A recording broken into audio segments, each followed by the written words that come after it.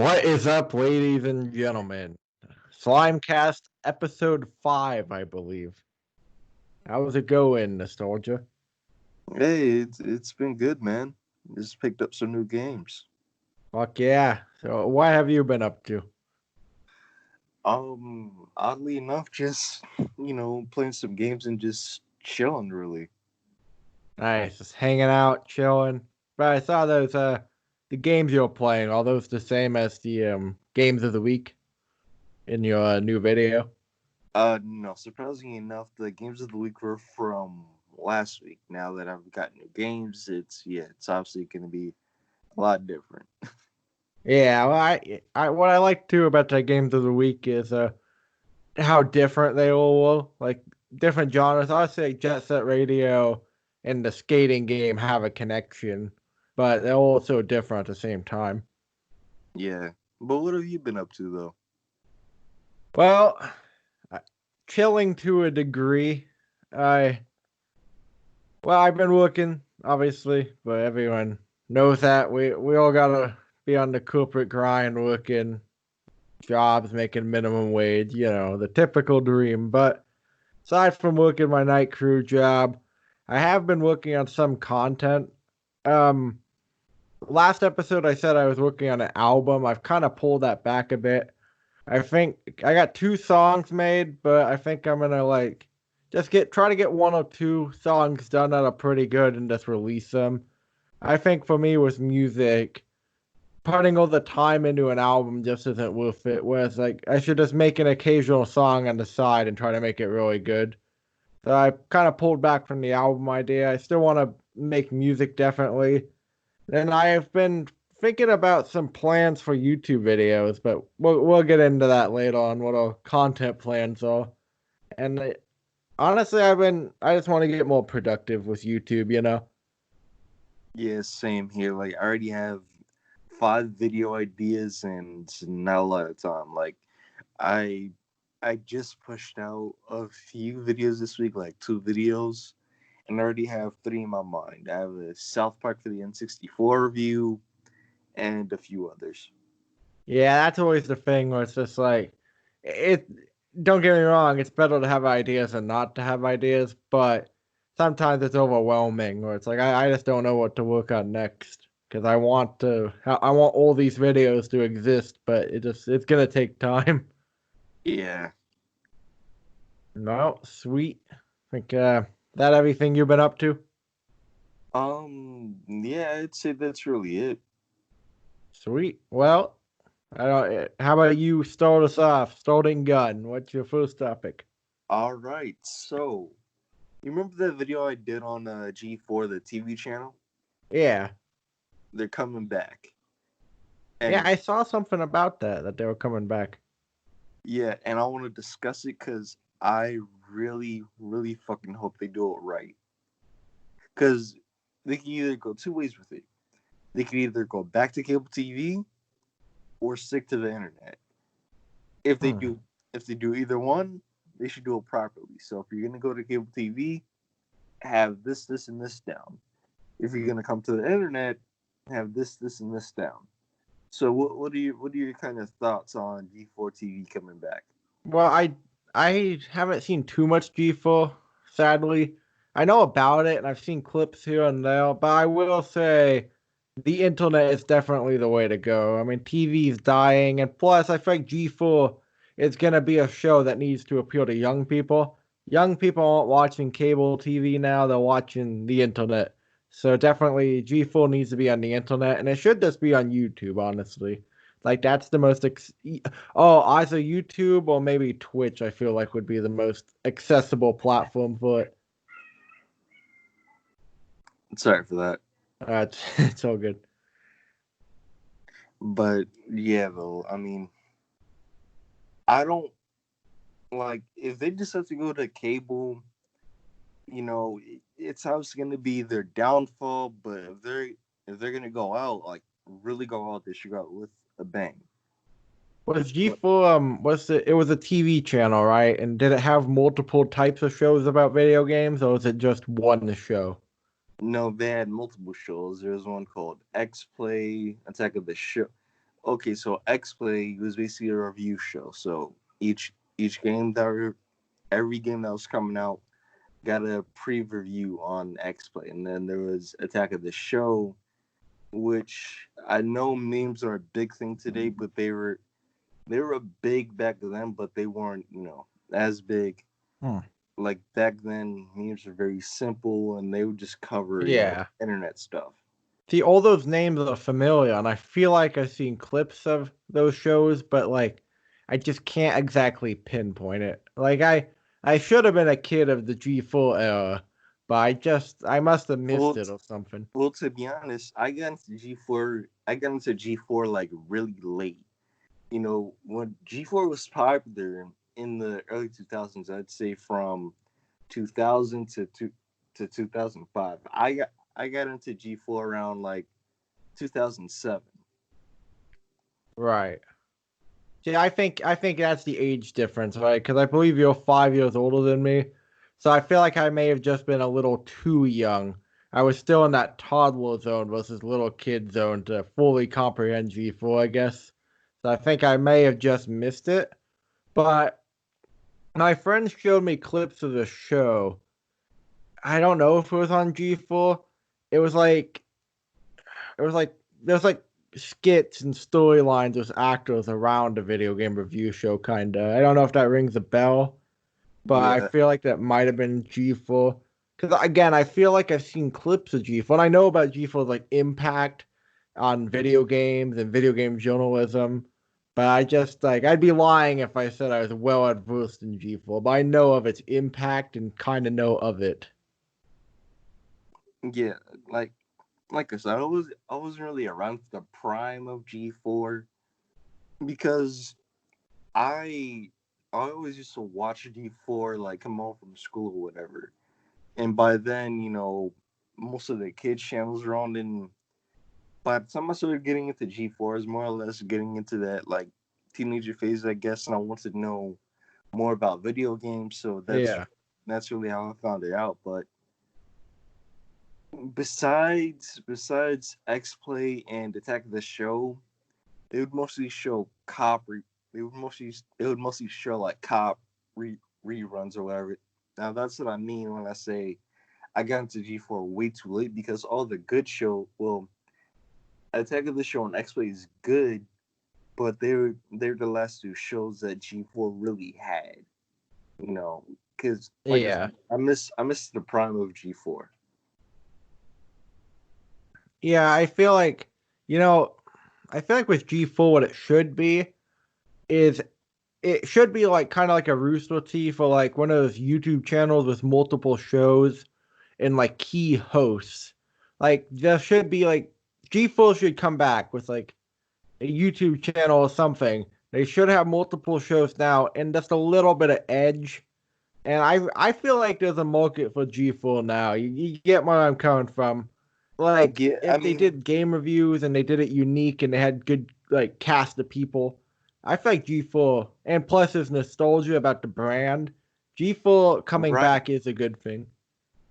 See, G4, they have an advantage of coming at it from a lot of different angles. Obviously they're gonna have the retro crowd from the 2000s watching them back in the day, and then they're gonna bring in the modern gamers by doing modern game reviews.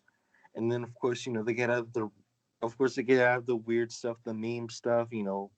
They could just rip off PewDiePie and do like a meme review or Yeah. something like that.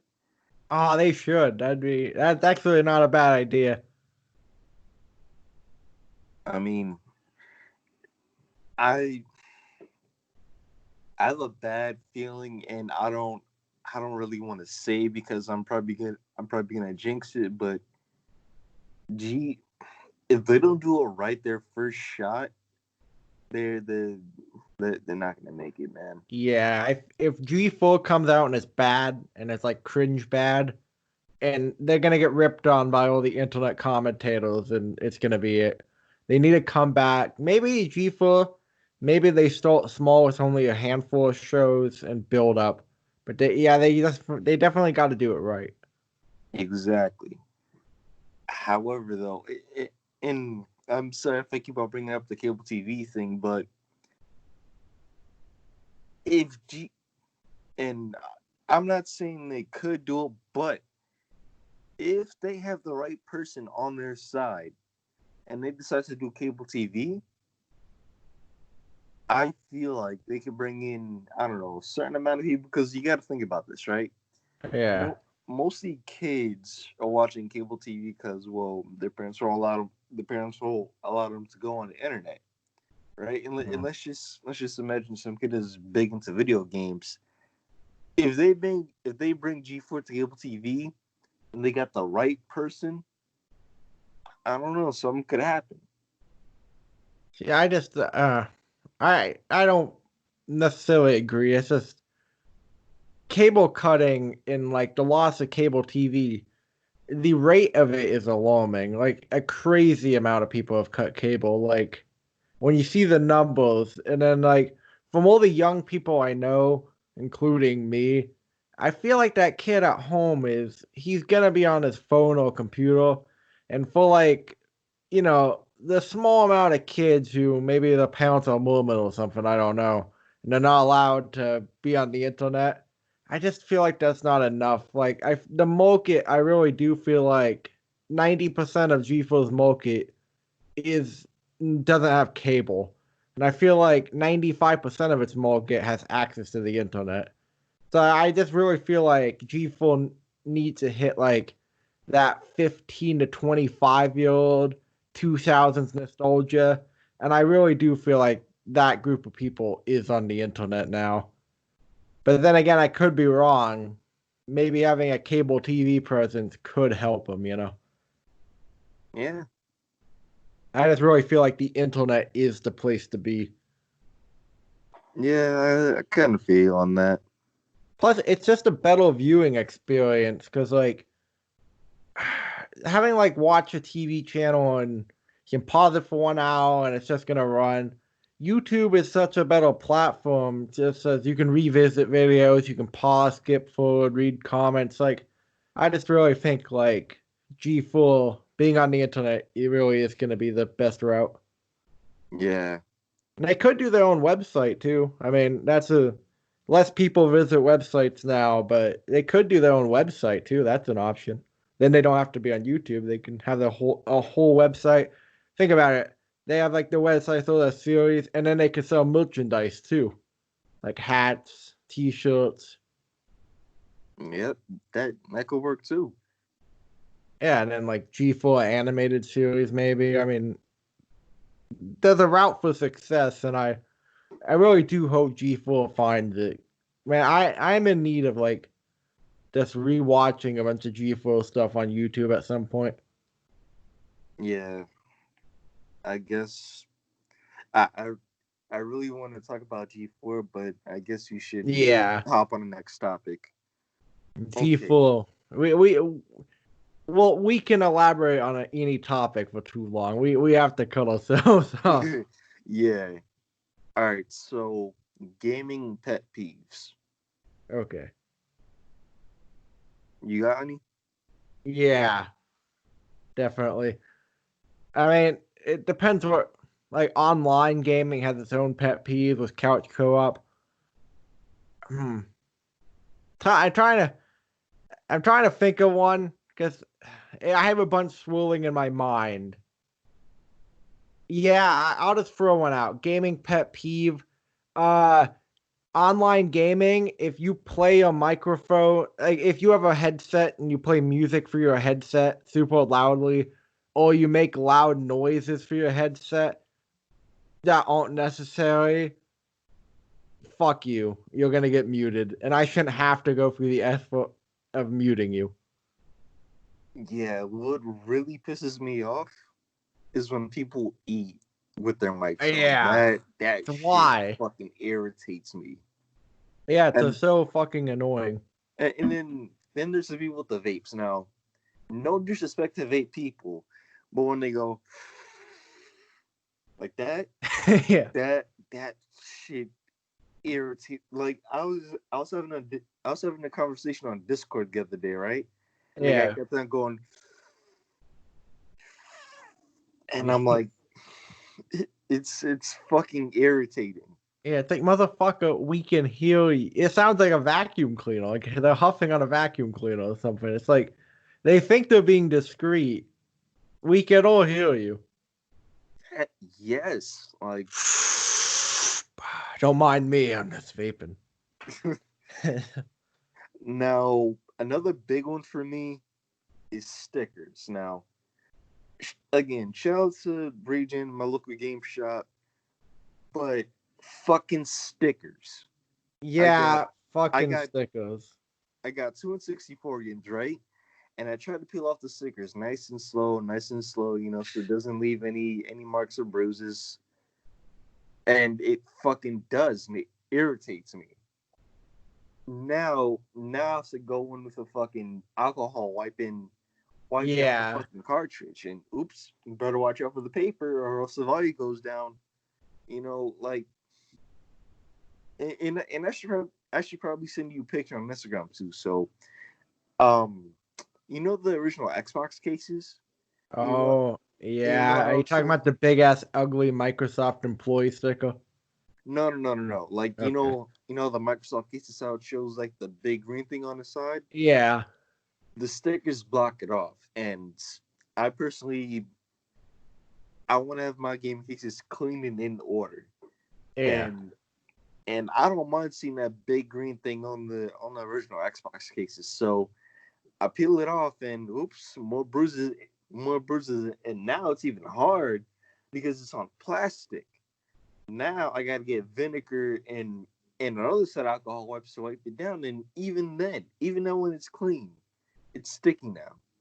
Yeah, I know what you're talking about. It's just like even it I don't know if you notice this too, like if you clean like the plastic outside of an Xbox case, if you're a little too like tough on it, you can like make the plastic slightly stretched or something. Like sometimes it looks bad even after cleaning it, but it's like you shouldn't have to be in a position to clean it. The fucking sticker shouldn't be on the damn case. Exactly. Now I know this is gonna be bad for business for them or whatever, but they should just find a different place to put the sticker. Maybe put it inside or something like that, or maybe in shelves put a sticker like, hey, all these games are $5.99 to $9.99.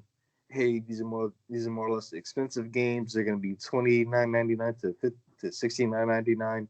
Instead of putting stickers on the cases, why not do that? Yeah, there's two types of game stickers that particularly annoy me. And I brought them up in my pet peeves about game collecting video. First, the big ass ugly Microsoft sticker, as I call it. I'm sure you've encountered this. It's like, I mean, it's more of a Washington State thing because we got Microsoft out here, but it's this big ass giant fucking, it's huge, giant white sticker that they slap on the front of the case. You can't get this fucking thing off. It's like I don't even. It's fucking the U.S. military should use whatever type of glue Microsoft use because it's fucking next level. It's insane. Yeah, Like I've given up on getting it off. Now what I do? Just buy a cheap Madden game or something and swap the artwork and everything because you can't get that Microsoft sticker off. The second sticker, and I'm sure you might encounter this. GameStop used to put this ugly yellow sticker on the spine of games. oh yeah, Dude, I remember that. you they put it on the fucking artwork. They got under the plastic and they put it on the artwork. You can't get that off. Why, motherfuckers? Why? Why would you put it on the artwork? Just put it on the plastic. That's just to be mean. That's like sadistic.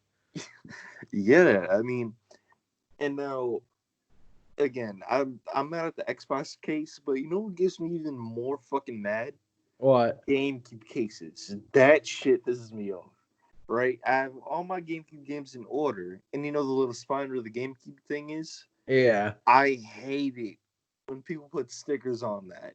Yeah, it makes it look bad on the shelf. It stands out. Yes. Yeah, it's just like the best solution, and a guy on YouTube who worked at GameStop showed it. You just put the sticker, you don't take the white part off, you just put it under the plastic. You don't even have to stick it on. It stays under the game. Then no damage. But the fact that they stick it on and it's like tough ass glue too. You you gotta try to clean it, but you can never get it clean. Yeah. However, though, I do have one exception when it comes to stickers, though. Yeah. Blockbuster stickers. I can't rip that off, man. Yeah, they all cool now. There are certain stickers that these days they would be cool to have on. Yeah, and then there's the Hollywood video stickers. I can't rip that off either. Yeah, you gotta keep those on, definitely. Yeah, but everything else, it's got to go. I do want to give a shout out real quick. There are some stickers that are better. Goodwill, they have like these really tiny stickers, and sometimes they put them on the spine on the outside. And due to the tininess of the sticker on the spine, like kind of flexing the sticker, it's super easy to peel off. Also, Value Village stickers, and I looked at Value Village. As long as it was just put on the product within that day or two, you can usually slowly peel the Value Village sticker off without having to clean the game. So that's nice. Now, if a Value Village sticker has been on there for like 5 days, then it's a pain in the ass to get off. So I do want to give a shout out to those stickers. Yeah. All right. I feel like gaming pet peeves is a topic we need to revisit in the future because Yeah. we could fill hours with just talking about pet peeves. Yeah. All right. Now, did you know that the original Xbox had Xbox Live Arcade? Yeah, I didn't it come on a disc, I believe. Yeah, like I just discovered this the other day. So so again, the new Xbox I got is pre-owned, Yeah. and I recently bought the original Forza, and I loaded in a game, and it said Xbox Live Arcade. I'm like, oh, I thought that was only for the 360. I loaded up, and there's a bunch of fucking games that this guy downloaded. Fuck yeah, dude, that's awesome. Yeah, although I I do want to say RIP to the previous owner who owned this Xbox. So I bought Doom Yeah, 3. everyone press F in the chat. Yeah, let me explain this real quick. I bought Doom 3, right? And Yeah. I ran into the person's save files. This guy put in 12 hours straight into Doom 3, Damn. and I had to let it go in order for me to play. So RIP to the previous owner who owns Xbox, because I personally feel it myself. Like when my parents threw out my old GameCube, Yeah. I had my old memory card and stuff like that, and I think they sold the memory card. But whoever has a GameCube memory card, enjoy the games, because there was a lot of cringy stuff on there, and there's a lot of awesome stuff. But Whoever has Nostalgia 64's memory card, I want you to know I will find you. I have a special set of skills. but yeah, I mean, this guy had this original Xbox, and Yeah. it had a bunch of 2000 hip hop on it. Yeah, that's And what I was gonna say. Definitely check the music files immediately. yeah, it had Lil Wayne, Jay-Z, Fuck yeah. a lot of Crunk, Lil Wayne, just a bunch of hip hop. And I could just imagine this person, he was a big hip hop head in the 2000s. His parents probably threw away his Xbox. He got mad. And that's why I felt bad for deleting this guy's save files, because he put in a lot of hours on Doom 3. So, Yeah, our, this guy, it's like, damn it, mom. That don't you know the Xbox original? I had 12 hours of Doom. I had Dr. Dre's Chronic saved on it, and you got rid of it, you motherfuckers. You damn parents. yeah, man. Like Yeah. if I Yeah, I ever feel bad for that guy. if I ever find this person, I'm gonna willingly give them the original Xbox and my whole collection. Like this dude fucking deserves it. Yeah, definitely. Feel like, here, finish with Doom 3. Well, unfortunately, you can't, because all his save files are gone, man. Well, play the I first feel 4 bad. hours again. Sorry, they must have got fucking X-ray destroyed. It wasn't me. Yeah. So Yeah, well, yeah, that's the nice thing about old console though, is I've definitely manipulated I've taken advantage of people's old save files, and it's like, oh, they played 50% through the game. Well, I'm gonna play the rest of it so I can beat the game. yeah, Ha I ha. mean, I want to do that, but I've never played Doom 3 before, so like I wouldn't know what to do. Yeah.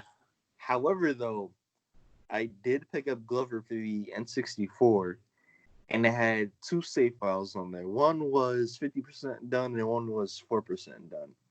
I also had to delete the 4% and start a new save file, but right now I'm trying to get to that 12% so I could finish this person's game. Yeah, finish the fight. Yeah. Fuck yeah. Yeah, previous saves.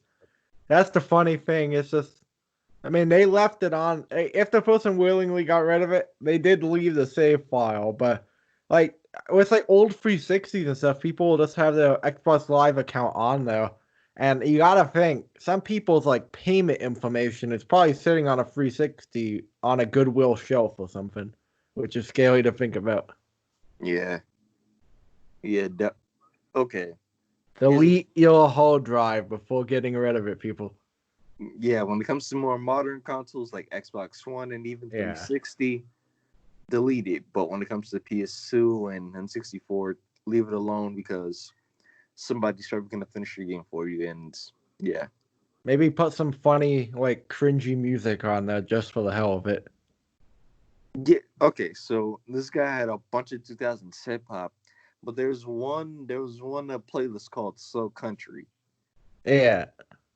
Country and hip hop. What that's an interesting mix. I know. I mean, I like a little country and a little hip hop, but you don't see it too often on the same thing. Yeah, but all right. I guess on to the next top. Oh, all right. I have another gaming story. So Yeah. this is a mix of the topic called guilty pleasures and VHS nostalgia. Now I guess you should start with like gaming guilty pleasures. Is So this the same topic or is it two? we're gonna Trying to it's two, but we're gonna start with guilty pleasures. Then we're gonna go into VHS nostalgia. is explain the pleasures. So it's a game that you socially shouldn't really be Oh, playing. okay. Yeah, yeah. Like a game that you know is bad, but you still like.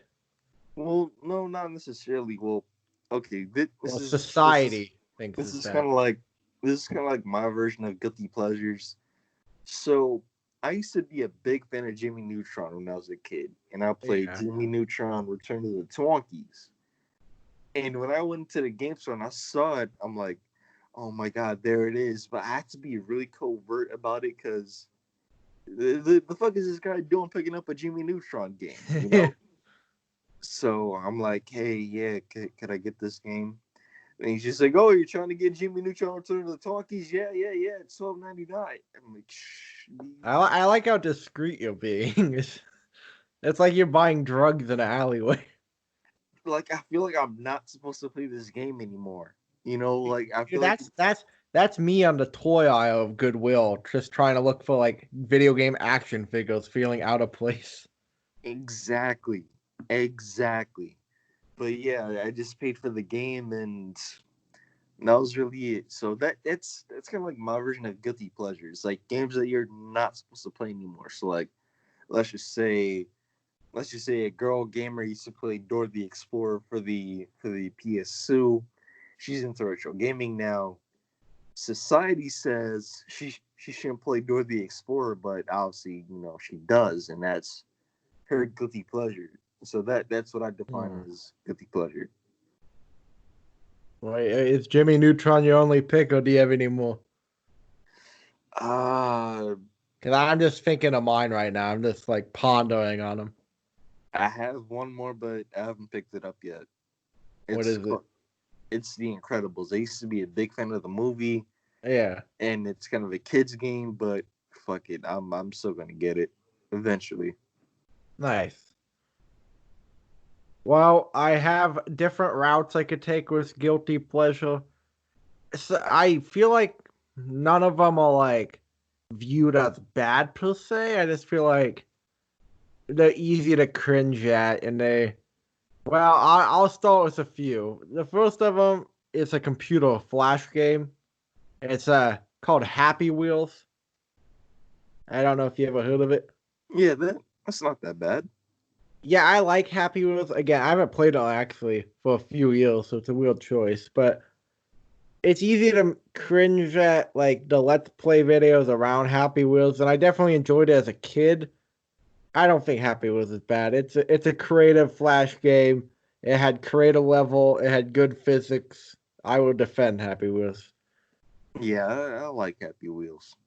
Another pick of mine. Well, this one's not hated either. Let me try to explain this. It's not.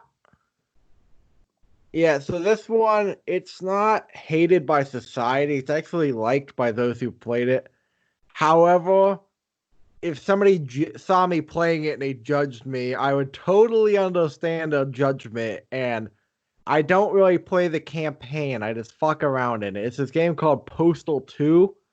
And Oh yeah, I remember oh this one.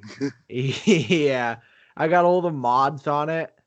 Basically, when I sit down and play Postal 2, I am just fucking cutting people's limbs off. I have a flying machete. I can go around the map. I'm killing dogs. I'm lighting people on fire. I'm launching fucking dick-shaped missiles that blow up. I'm stabbing people with a syringe that makes zombies. I got a flamethrower. Going to the police station. I'm just fucking chainsaw. So if somebody judged me for the amount of mayhem and genocide I've enacted in Postal 2 for no reason but to do it, I would understand. However, I've had fun every time I've done it, even though there was a time where I I had cut some no, not cut. I had lit someone on fire and then I pissed to put them out. And I got a judgmental look from my dad and friend who watched me do it in the background. So not hated, but if you judged me playing it, I could not defend myself and I would accept your judgment. However, I would not stop playing it. All right, I guess this is a semi-perfect reason to go into VHS nostalgia All now. right. I'm Now, ready. okay, so I pick up Jimmy Neutron and I wait till everybody's out of the house to play it, cause that's like, why are you playing it? Are you playing Jimmy Neutron? Isn't that show you used to watch as a kid? I'm like, yeah. Why are you playing that game? I like it, you know. Yeah. And I looked up this game, and nostalgia hit me pretty fucking hard.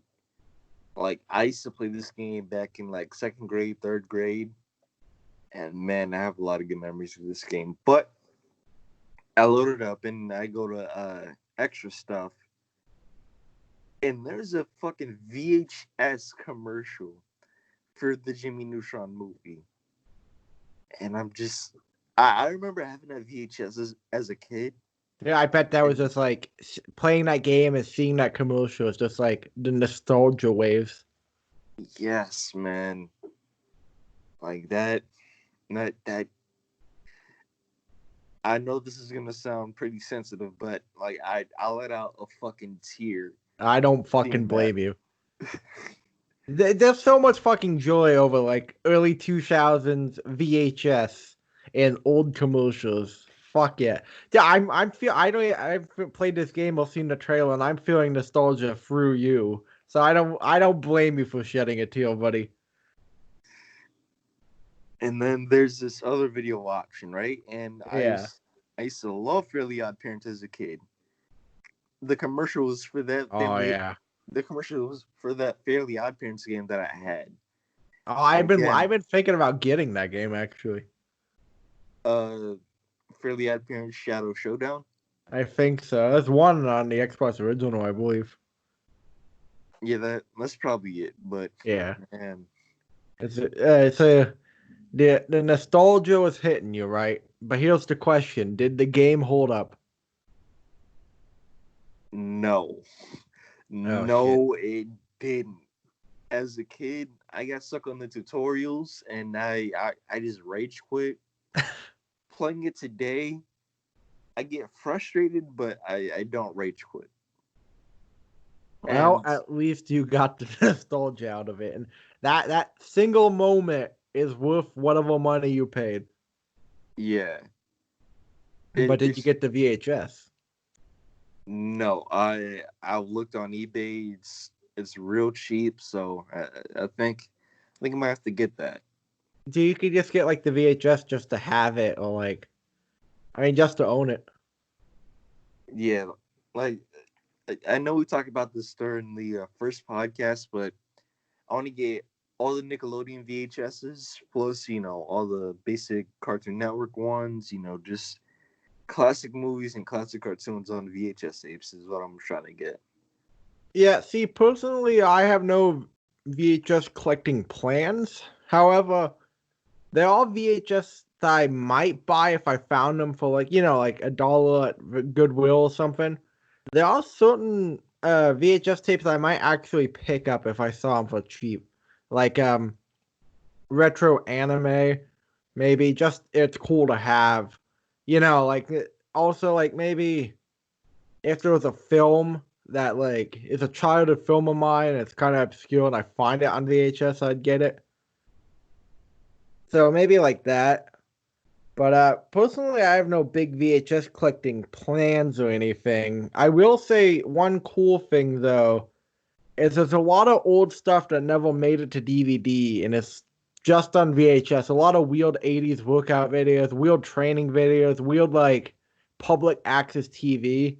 And there's these guys on YouTube who actually have like a whole collection of VHS exclusive stuff they found at thrift stores and they put a show on and everything.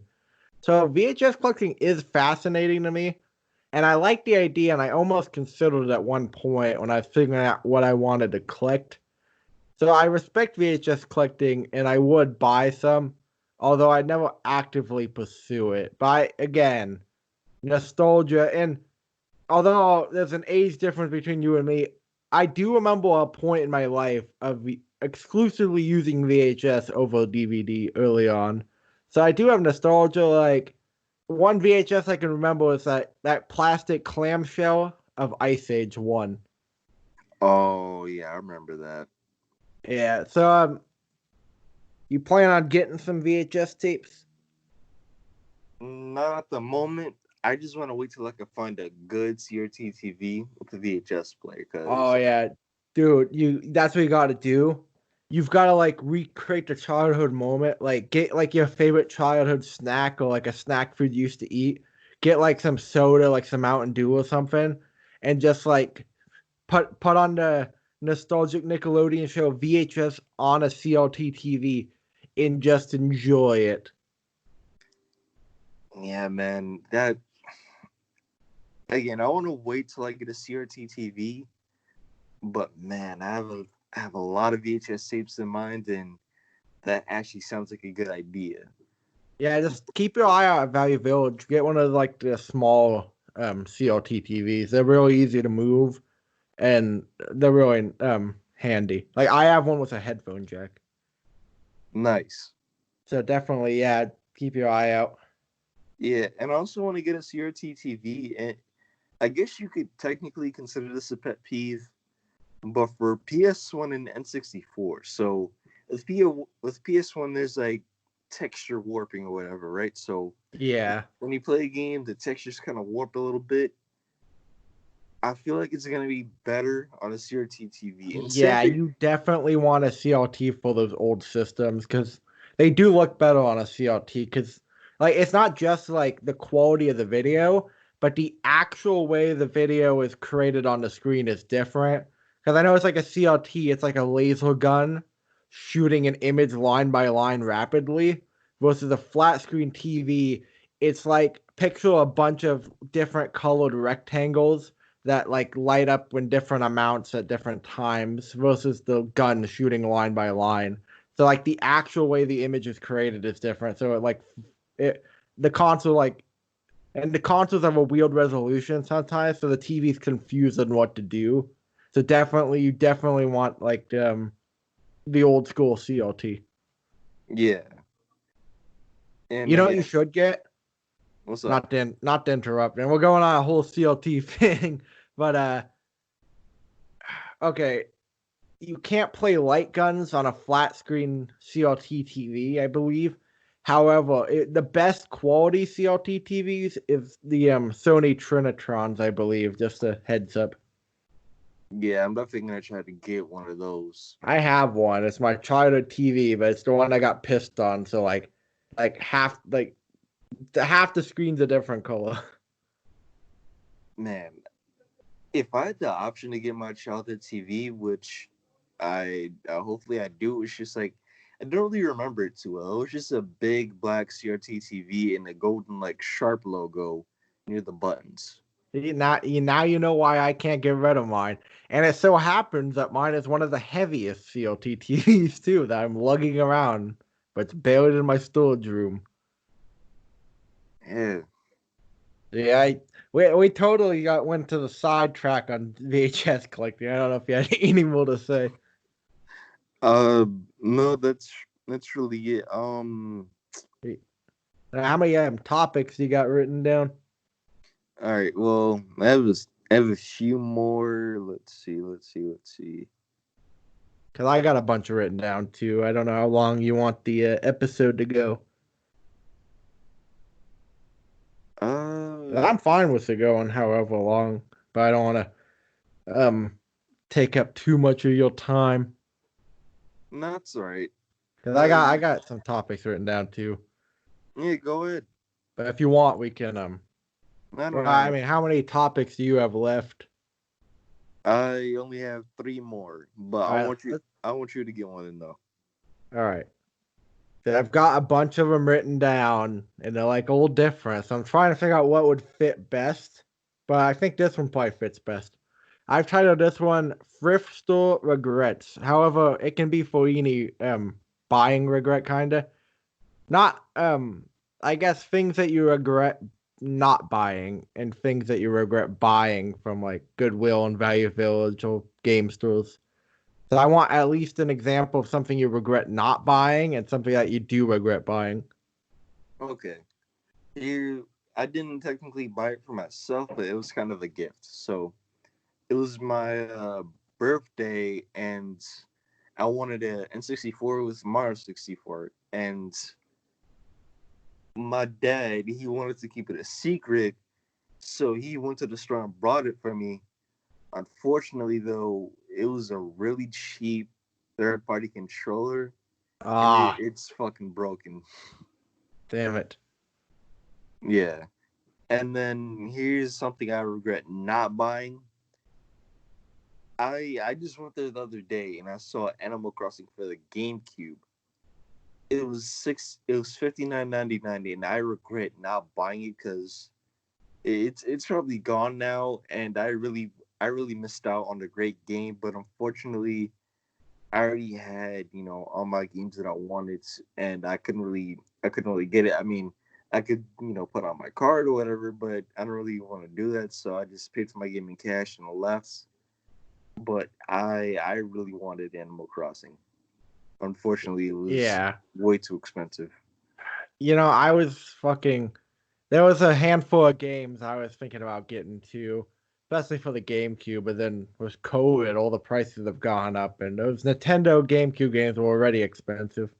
Oh yeah, definitely. I wanted Animal Crossing for the GameCube, but then I couldn't justify it. It was like already like 50 or 60, and then now with COVID, I can't imagine what it's at. But one day,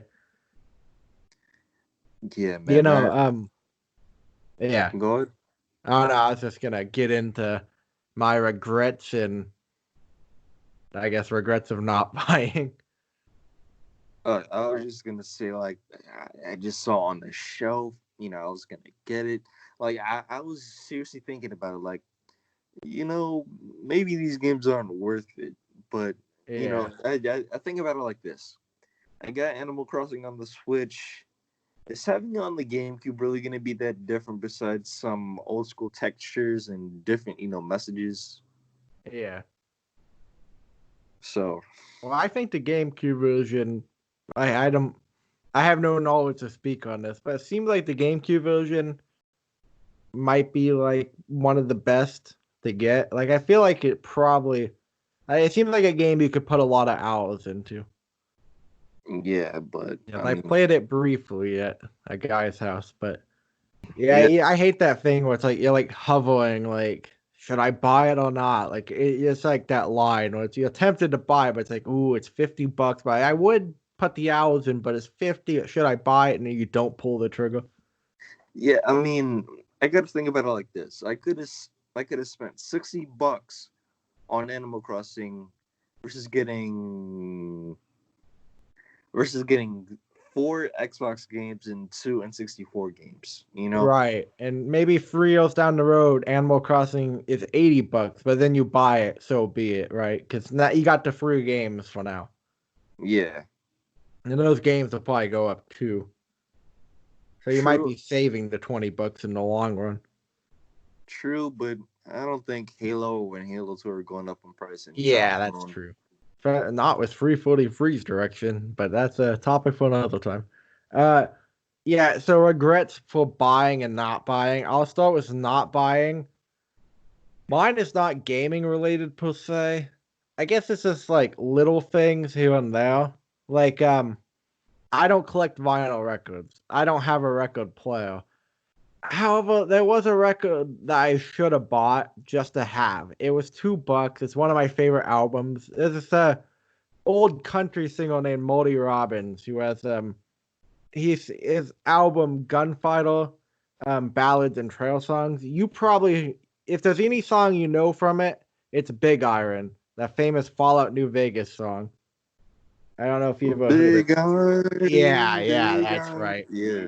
I love that whole album. I've listened to like I don't listen to very much country music, but the country music I like is the really old stuff from like the 50s and 60s because it was still that time where there was people alive from the Wild West and it was kind of that blending, and I really love that album anyway. And I should have bought the fucking vinyl record. It was $2. I should have bought it to own it. I could put it on my wall or something. Why the fuck didn't I buy it? I don't know. I mean, it's not too expensive anyway, but it's just that little regret where it's like I should have bought it. There's no reason not to. I was fucking there. It was good quality. Another related thing, I don't know if you ever heard of it. You know about like Laserdisc, right? Yeah. Well, there was an obscure movie format called CED. They came in, Oh, I know what that is. yeah. The I so it's rare for me to meet someone who knows about CED. They had a CED for a movie I don't even know. It's just some stupid movie, but again, $2. It's the only time I've seen a CED. I should have bought it just to own a CED, honestly. I don't need it. It'd be a waste of $2. But at the same time, I should have just bought it to have a CED. So I kind of regret that. So I don't go to game stores too much, and the only times I spend money on games is usually when I have a bunch of it and I'm not poor, which is rare. So I don't have too many big game regrets of not buying. It's the occasional game I probably should have grabbed. But I do have regrets for buying games. It's there's a scrapped Haytham Gruxton video of me running across my yard with a Rolling Rock box on and a cape because I was trash man talking about game regrets. But the video never came together. All right, gaming regret number one, the Ouya. Do you remember the Ouya? Yes, I That do, and I piece of wanted to shit. get one for Christmas. Well, you know what? Haytham Gruxton is so fucking smart. I almost bought one when they announced they were ending the servers for it. That's when I bought one because I'm like, Oh hit my Jesus. I know. My genius idea. I would buy a Ouya. I would download all these fucking free obscure games and I could review them for years on end. I waited till the last day. They shut those motherfuckers, they shut the servers down early, motherfucker. I took into account Eastern time. There was hours to go I should have been able to download. So I didn't get as many downloaded as I want. And come to find out, it's only a few weeks before you automatically get logged out and you can't log back in and get the games anyway. I spent, you want to know how much money I spent on the Ouya? How much? $45. Because I didn't want to wait for the auction. $45. So that was just like, now it's sitting in my fucking closet. I got it in the box, but woo. And they still sell on eBay. I don't know how. They're literally useless now. I mean, Gaming. Oh, I what? mean, shit, we could do a trade. I mean, I don't mind having it. The Ouya is only worth fucking I trading it for a flaming pile of dog shit on a doorstep. Uh, I need it for that trash man video one day, and then you can have it. If we ever meet in person, you can have my Ouya. But a gaming regret. Another one is that you've definitely never heard of this. In the 2000s, there was this console called the Game Wave. It only had like 5 games. They came on DVD cases. It's trivia games, family trivia. Who the fuck cares about family Wait a minute. trivia? What? I believe I've heard of it. There's no way. I believe I have. You might have. Well, I bought a Game Wave for $20. I All right. This is like a life regret. There was a time where I think as a teen who wanted to get out of the house more, I felt trapped in the house, cooped up. I always wanted my grandma to go thrift store shopping, and I spent too much of her money. It's a regret of mine. I definitely mooched and milked for wallet too much, and I deeply regret it. I took advantage of it inadvertently, and I think she knew and I knew, but subconsciously for some reason I just had to keep going to thrift stores to get out of the house. Big regret of mine life wise. But yeah, I had to buy the Game Wave. I'm never gonna hook up. So it's a pain in the ass enough to hook up a good console. I'm not gonna take it out of the box and hook up some trivia machine. Nobody cares. I don't want to play trivia. Why did I spend $20 on it? And now I have to make it. I'll make a video on it someday to justify that $20. But regrets. And my final regret. This is kind of getting away from the thrift store topic, but I will just say, I no longer own one, but I owned a PS Vita. The PS Vita is a cool piece of hardware, but its library wasn't where it's at. The memory cards are overpriced. It was just, I lost money. I shouldn't have bought a PS Vita. That is my regrets in a very emotional, energized speech because the fucking Ouya. Burn in hell. Ouya. I rest my case. Damn, that was a lot. I know. Fucking send me to the White House so I can give a speech on the podium about the Ouya. Now, I do want to say about the whole grandma thing. Yeah. What you did, was kind of bad. It wasn't intentional, but in retrospect. I'm just saying, but like one thing, and I know, oh, it's so heartfelt, so emotional, blah blah blah. I really like. I know when you talk about parents and grandparents and stuff like that, and I know this is really off topic, but I want to get my dad into retro gaming. Oh my god. Hang on. We want to make this a topic because I got stuff to say about getting parents in the games too.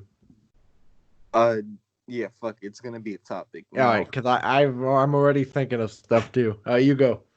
Now, it was one summer. This summer was fucking great, right? I was in summer school, and every time I came home, I played Xbox 360 with my dad. Yeah, We played hold on. Okay, sorry, I'm back. it's all good. So yeah, each day when I would come home from summer school, I would play Grand Theft Auto 4 with my dad. And man, we had some good times. We just ran the city, we blew things up, we killed a lot of civilians. Fuck yeah. And I just remember looking back at those some like great times, Yeah, it's like a bonding experience. You got to show your dad like your thing, and you got to connect on that level. Yeah, and my dad he played games back in the day. He had Dreamcast, PS1, the NES, and he whenever I asked about his system, like, hey dad, how big was Nintendo in the '80s? He's like, oh son, they were big, they're this and that, and then I'm like, hey dad, how what was it like when the NES came out? And of course, being the dad that he is, he'd be like, oh, it was great, we had the Nintendo, Yeah. then they had the Super Nintendo. Wow, of course, fucking dad jokes, but whenever I go to the retro store or whatever, I'm like, hey dad, you want any of these games since you played PS1 or Xbox back in the day? He's just like, nah, I'm good, I'm good. And I'm like, all Uh, right, whatever. yeah. And I think I finally fucking got him. So the PS1 I got with the screen. Yeah. He came up to me like 1 o'clock in the morning. Hey, let me get this PS1 with the screen real quick. I want to play some Tomb Raider. I'm like, yes, I finally fucking got him. And we went to the retro store the other day, and I asked him, "Hey, you want any games from here?" He used to play original Xbox on occasion. Nah, I'm good, son. But yeah, man, I just like playing games with my dad like I used to. Yeah, it's like if you could get him into it, he it'd be fun. It would be fun, something for him to do, you know? Like he could go on his own adventure and like really like we as gamers, we know like there's games that you put so many hours in, but it's almost like it feels like it's part of your life. Like you look back on that journey you went on almost. It's Yeah, like yeah, man. Like, it's hard to translate that. Like I wanted to get my dad into gaming at all because I used to play games with my dad back in the day, like that golf game on the Xbox original, Link's 2004, Mario Kart 64. But what sucks is revisiting the games later on, he wasn't as good. Like I just got too good at the games, I think. So now I have to like I feel like I have to tone my skill down to for him to even have fun. So it just sucks. Like and I wanted to try to get him into Halo because like I feel like the my parents like my dad's biggest issue with getting into games is figuring out like the thumbsticks, like moving and looking around at the same time seems to be his biggest problem. And I just think like if I could get him into gaming and give him something to do, it'd be so great, but it's just hard enough to find time with parents now. And like I feel bad too, because sometimes he seems like he would want to play Mario Kart 64 maybe. But I never make the effort to try with Sumizo. It's just I'm always in my room. So it's just you want your parents to play games with you. You want to have that bonding experience. Like it sucks too, cause like the Atari 2600 we had fun enough playing, but then the last time we tried playing it, it just I don't know what happened. It just didn't work out. Like we didn't have as much fun as usual, and it kind of put a damper on it. So I would like him to play games again, but then we tried, and it's just like I not to brag, definitely not a pro gamer, but I'm like too good at the games too, and it's not fun to play a game with someone who like if they're way better than you. So it just sucks. Like I wish I could get him into games. I thought about it, but like hope for me would say yes, I can get him into it. But realistic me feels like it's just never gonna happen. Even though I'd love to be able to get him into games, but I mean, don't get me wrong, there's games he'll never play, but it's just like if I could translate, like he loves a Western movie like Tombstone. If I could translate the emotional journey of 40 hours in Red Dead Redemption 2, then that'd be great. But it's like a wall you can't cross, you know? yeah, nah, I feel you. Like, I don't know, man. I just wanted to bring back like that bonding experience, Yeah. coming home from school, playing Grand Theft Auto 4 with your dad, have a good time, eating snacks, whatever. And it's just not the same anymore, man. I mean, maybe that's just me growing up and him getting older, but yeah, like on occasion, whenever I'm playing SNES or NES on the Switch, I'm like, "Hey, Dad, how do you get past this?" Playing Super Mario World, trying to pass through levels. He's just like, "Oh, here you go, this, and this." And then I'm like, "Hey, Dad, check out these games." He's like, "Whoa, Punch Out, okay." And he literally beat Punch Out first try. I'm like, "Nice, Oh, Dad." nice. Yeah, and it's just like he's into gaming a little bit, but I want to get to the point where I could play Halo with them, competitively. Yeah. Now I get where you're coming from. Like, maybe it is just an age thing, but I don't know. Parents aging in general is just like it's something that brings me great stress in life. Yeah, man. Like they're getting old, and we're getting old. You Well, think, it's just like there's certain elements of parents aging too that makes it really sad. Like, especially like if your parents have a dream and they haven't made it yet, then you start questioning to yourself, well, time has gone by so fast that in 15 years you think to yourself, Jesus, they're going to be in their 70s, and then what if their dream hasn't come true yet, and then they're on their deathbed, and then their dream didn't come true. It's just like that stress of time ticking. Not to yeah, take us man. on a super down note, but Yeah, I mean it's like that sometimes, man. Like it's kind of hard, like watching them get old. Like my mom, she just got reading glasses, and I'm like, "What do you need those for?" She's like, "Well, I need those to read." And that's how you know they're getting old. yeah, it's just like the ticking of time really, like, it's not fun. It's very stressful, and oh, honestly, like, I feel like I just graduated high school, and it's like Jesus, a few generations have graduated since me already. Jesus, like I'm gonna be 45 and tomorrow. I feel like Yeah. the slime cast has hit a very depressing note. We in 20 minutes we went from joy happy to the utter soul crushing sadness. Well, I mean, it gets real like that sometimes, man. I don't know. I feel like this is the best Slimecast episode so far, though. I will say that. Yeah, Well, I you know get, what? Me and nostalgia, we will bring you comedy, but we are human, and we will bring humanity. should we move on to a much happier topic then? Big iron, big iron. So, that's the emotional breakdown. Kids, if Oh, you're listening, cherish those memories because the fucking Grim Reaper is approaching. All right, a happy note. Uh, if you want, you can just go on to your next topics. I got a bunch written down. Definitely want to cover some more, but I mean, no, again, no, I don't want to take up too much of your time, but I'm fine if this podcast goes for like another hour if you want. It's up to you.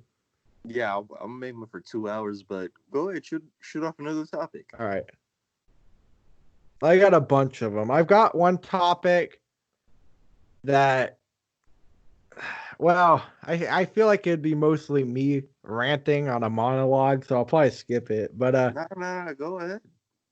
all right. And I'm gonna let everyone in on my lazy side. I'm secretly hoping this will be good enough to clip out and upload as its own video also, so I don't have to make this video. I'm gonna go on a monologue. Are you ready?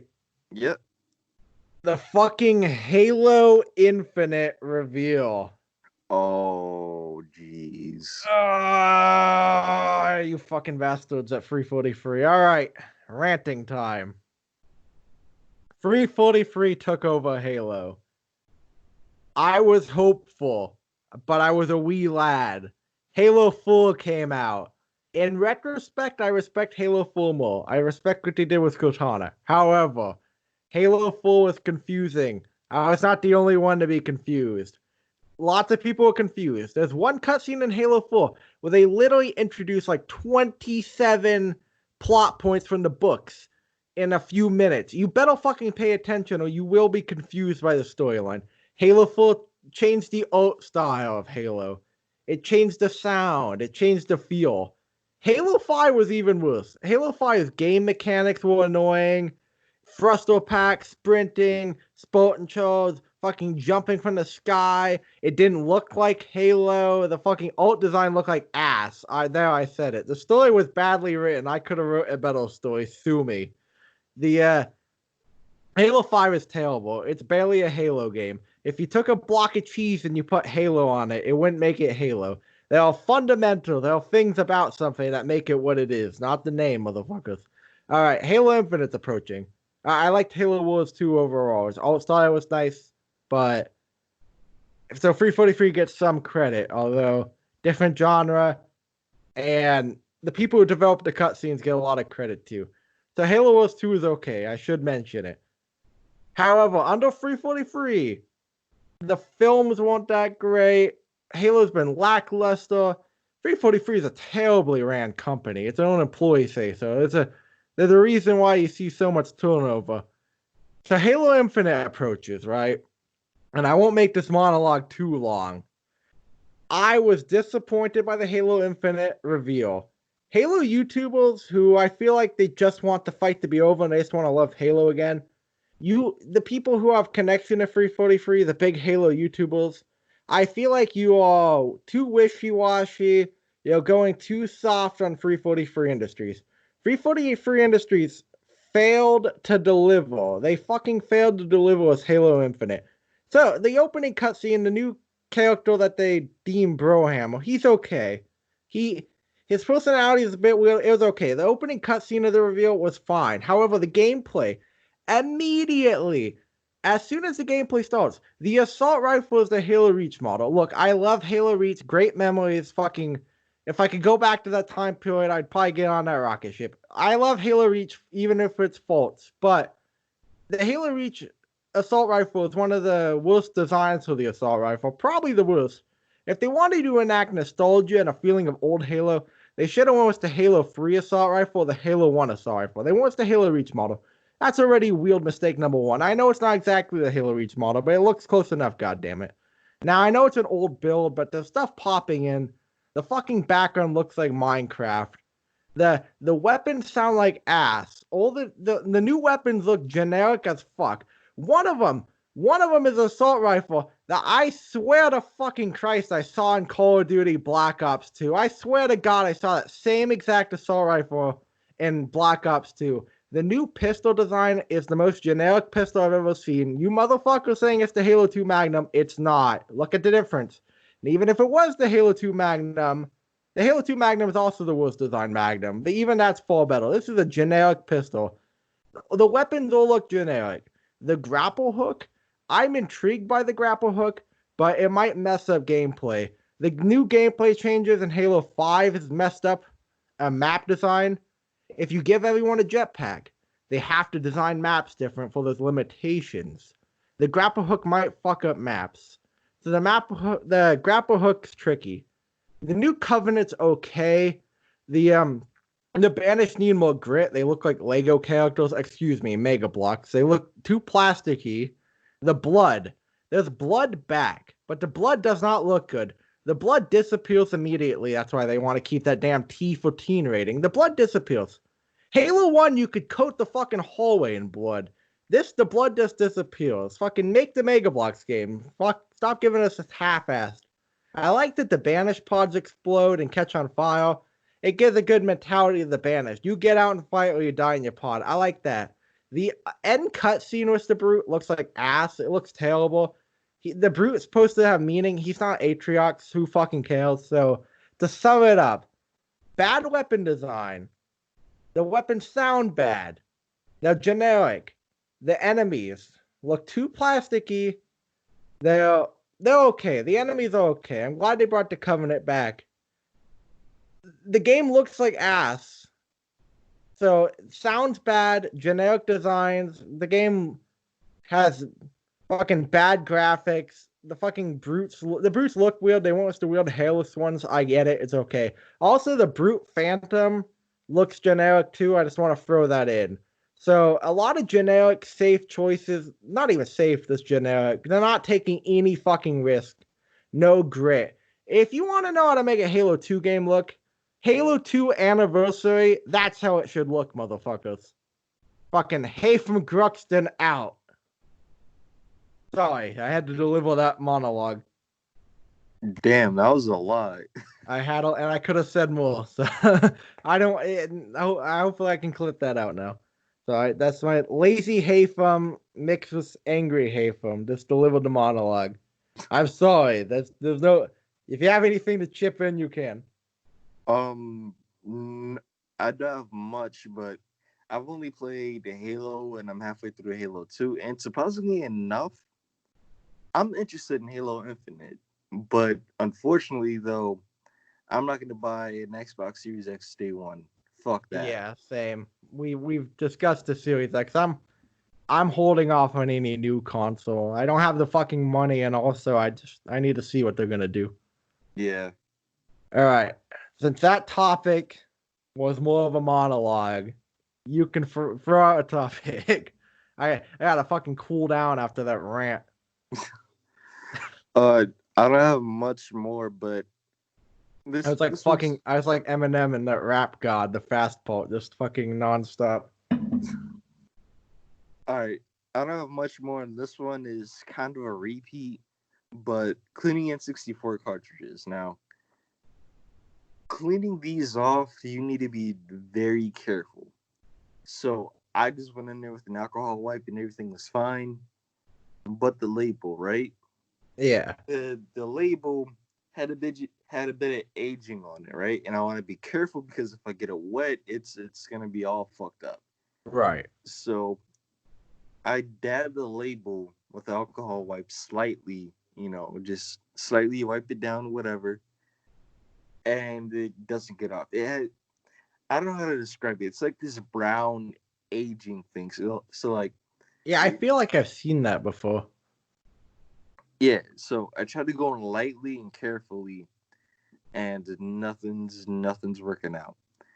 And on the backside, I don't know why people did this, but somebody engraved their name on the N64 cartridge. Ah, you fucking bastard.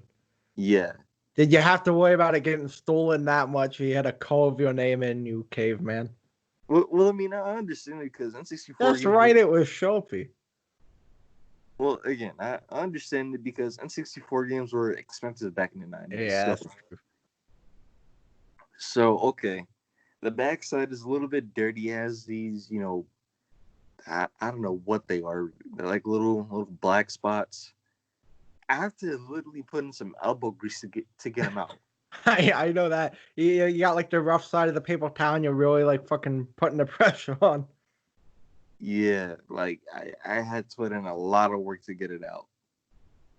And then there's, again, I don't know how to describe it, but N64 cartridges fucking stink. They smell like I've never had that problem, do they? that's the thing. It's really slight. So when I grab an N64 cartridge, it has that smell. So like my old N64 cartridges, they don't have that smell since they've been in my room for a while. But Yeah. I just got two new ones, and they fucking smell. They That's they, not good. they smell like they came. They smell like they. Excuse me. They smell like they came from straight from the fucking 90s. Like nobody's touched this in 20 fucking years. Yeah. So I try to do a light coat of air freshener around the cartridge, so it doesn't really smell that bad. But unfortunately, it smells like Lysol and the 90s. If 90s had a smell, this was it. I feel like I can picture that smell, and it doesn't smell good. It doesn't. Well, I will say, pro tip for cleaning any game, and I'm throwing this tip to you in the audience. Well, you might not be able to find them now due to the a certain virus, but there's like this tube of Clorox cleaning wipes, and they look amazing. They have like the Clorox cleaner on them, so they're already wet when you take them out of the tube. But they have a rough side to them. They work great for cleaning game. It's just a pro tip. So they would probably work to get that black stuff off, but the smell, you might want to light a candle when you play Nintendo 64. Yeah, and again, like I love N64s, man. Like the games are unfortunately expensive, but I freaking love these games. Like, well, okay, I guess The this is Nintendo 64 needs more love. That's why I made that video. The Nintendo 64 is not overrated, or it. something like that. Yeah. Now, I guess this is I guess this could technically be a topic, but fucking South Park for the N64 is bad. We don't want to spoil your review. Oh man, you're right. But let me just add in one quick thing. All right. First of all, the controls are fucking ass. You walk around with the C buttons and you aim with the joystick, Oh, that right? sounds terrible. And then you throw your weapons with the B button, and you jump with the fucking R thing, the R trick. Not That the R sounds trigger, but awful. That sounds fucking awful. it is. And you know what? Okay, I'm probably spoiling the review. I'm probably All right. spoiling the review a little bit. Nostalgia. This is the in anticipation of Nostalgia's upcoming review. Just know this level of uncontrollable ranting about a game is caused by a man who has spent a long time playing this game for review and just the irritation of it. So just know this review coming, it's gonna fucking talk about this game. It's gonna rant about it. If you're curious about this game, watch Nostalgia's review. If you want this game to be ripped apart, watch Nostalgia's review. Because this man has gone through the pain of this fucking game. We'll look Just out for the listen to video that Monday. control layout. That control layout's awful. If you think a game could be good with that control layout, go watch Nostalgia's video because you're gonna be proven otherwise. All right, look out for video Monday, or no, just look out for a video Monday or Tuesday. Because I'm looking forward to it. yeah. So this game is fucking ass. All right, first of all, the controls garbage. Even for N64, this shit is fucking garbage. Now, I know, N64 and PS1 had fog for a reason, but my God, you can barely see anything. And I know, I'm gonna piss myself off by doing this, but I'm gonna beat the game in one shot. Oh no. How long is it? There's, I believe, 20 to 25 levels. What if it's like a 20-hour game? How are you gonna beat it in one shot? When I'm done with this, I'm gonna go to the store and I'm just gonna buy a bunch of snacks. You're gonna die. If it's that bad, you're gonna die of anger. However, though, okay, so I played it for I believe 3 hours yesterday, right? Yeah. I know this is gonna piss somebody off, but I'm gonna beat it with the cheats. You have to. It's the only way. Yeah, and fortunately enough, the cheats are funny because if you know South Park, you already know what it is. Yeah, it's not Well, even cheating. It's just a different way to play it almost. yeah. Now the cheat code names are pretty fucking funny. So if you know South Park, you already know what it is. So Yeah. invincibility, it's ass man. And for level select, God, I can't think of what it's called, but it's just like it's something that Cartman always says. It's like respect my authority or something like that. Yeah. And then I think for all weapons, it's just like shooting is bad, okay? Like Mr. Mankey or whatever. Yeah. And yeah, that's true. Yeah, but unfortunately, putting in the cheats, they couldn't have a regular keyboard and mouse. No, no, no. It's like this spin wheel thing where you have to select the letter one at a time, right? Yeah. And if you fuck up the cheat code, you gotta start all over. And man, the shit pisses me off. So I'm just gonna use Ass Man as invincibility. So I have to select one letter at a time. A, B, C, D, S, Ah, M, A, N, and then you just don't click start or A to select it. There's a delete and end button, and you have to just scroll through it. You just gotta wait till you hit it, and if you miss it, you have to start all over. it takes forever to type on consoles, but the Nintendo 64 typing sounds exceptionally long. It is. It is.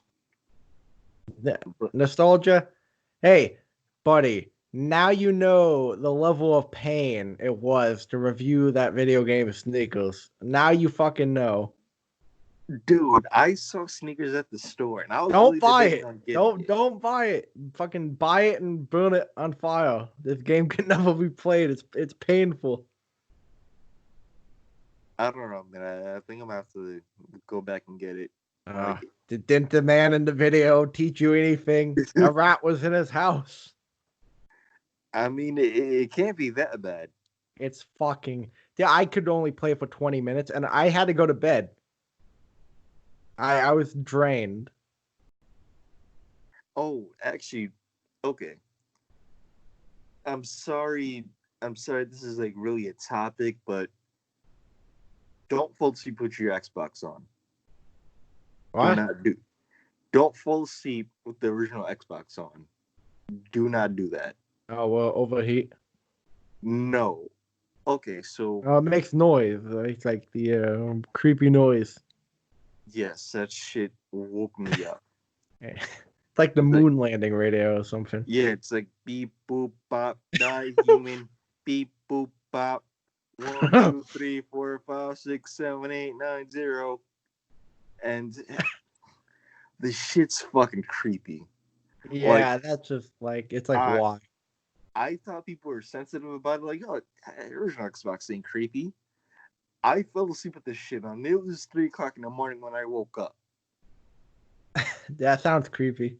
Yes. Especially if you like weren't really expecting it, and you're like, "What is that noise?" Like that shit was real creepy. Jeez. It's like yeah, it's just the creepy mystery, or like it's just mystery. It's like, why is that there? Like, what is this weird robotic like radio channel in Why the the background? Okay, I might have a conspiracy theory on this, but I probably shouldn't talk about it, but whatever. Why did they add that in? That, like I get it, Xbox. If I could describe Xbox as a character, it was that edgy 2000s type person. You know what I'm Yeah, talking about? Yeah. I So guess they put it in for the hell of it. yeah, and it's just like I know. Again, I probably shouldn't be talking about this because YouTube is probably gonna like block our video from searches. But like Bill Gates and the whole Epstein thing. I feel like Bill Gates had something to do with that. With the design and with the like whoever designed that. I feel like Bill Gates had a part in it, and that's why it's kind of creepy like that. I All right. On a dangerous topic, I here's what I'll say. I think they I wouldn't go as far as your connection. I think they just put it in for the hell of it and to make it creepy. However, what I will say, there's a with Epstein, there's a lot more famous and powerful people connected than the people would think. Oh Don't yeah, let your kids around celebrities alone. Be careful. There's bad no, people out there. don't don't let them around future presidents, if you know what I mean. Yeah, remember Bill Clinton took the plane 26 times and Donald Trump hung out with Epstein. Both parties are connected. Don't trust either. Yep. Yeah, I think we agree on this. I was hesitant, but I also retweeted. If you go to the Haytham Gruxton Twitter, there's a retweet at some point connected to this. Yeah. Well, I guess we should move on to again Yeah. a lighter topic. Yeah. But do you have any? I got a bunch of topics. I have too many. So like, but it's nice. I feel good that I have a solid list that I'll have for next time too. Um, I should probably delete the ones I've got. Uh, yeah, I've got a bunch. I don't know how long you want to go. I'm shooting for 2 hours. Okay, sweet. That'll give us some time. Yeah, are you good topic wise? To be honest, I'm all out. Like Okay, we sweet. we talked about all mine, so Well, that's good for me. And again, this is the best episode of the Slimecast. I feel like we brought energy. We've brought like great topics, moments. yeah, we did bring a lot. And honestly, I like the podcast is going like this. Yeah, We strategize, we organize, we had a set plan. You know, yeah. It's nice too because yeah, it's like it's really well structured. But there's moments like this. But that's what's nice about a podcast. It's also a conversation. I feel like we've got the perfect blend. yeah. And again, I enjoy the conversation either way. Even if nobody's watches it or everyone watches it, I enjoy the conversation. So People in do the I. future can go back, you know.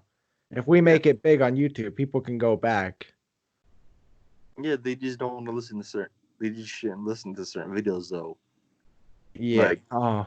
like, like. Actually, hang on. You're leading me right into a topic. All Go right. ahead. I'm gonna let you go, but I gotta name the topic. No, no, no, no. Go ahead. Go ahead. No, this is connected to what you're saying. You're gonna be able to go with what you're saying. Our worst videos and our best videos.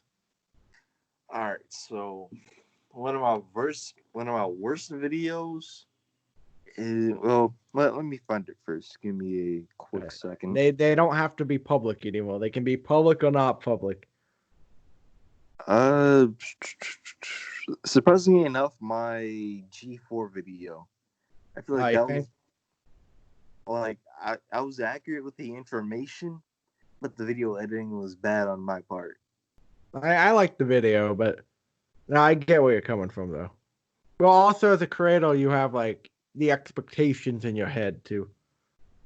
Yeah, like I wanted this video to be big. I wanted it to be sort of like a mini excuse me. I wanted the video to be big. I wanted to do sort of like a mini documentary, but no, it was bad.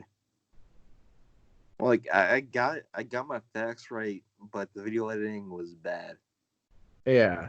Well, I mean, eh, to be fair in your defense, you haven't made that many videos with editing, so you know, practice makes perfect. Yeah, like I don't know why, but I feel like after that long break, I'm somehow better at editing. No, I can relate to that. It was a long break for mine when my computer was broke. But like it took months and months, and the videos before that versus after, there's definitely a step up. Yeah. Unfortunately, though, this is one thing I do want to do. But sorry, Yeah, but I recently got like a microphone or whatever, and I want to hook it up to my phone, but unfortunately, you need like one of those dongles or whatever. So like USB to Lightning and all that. yeah. But at that point, I still don't know if my microphone is gonna work on an Well, iPhone. Like just a pro tip. Sorry.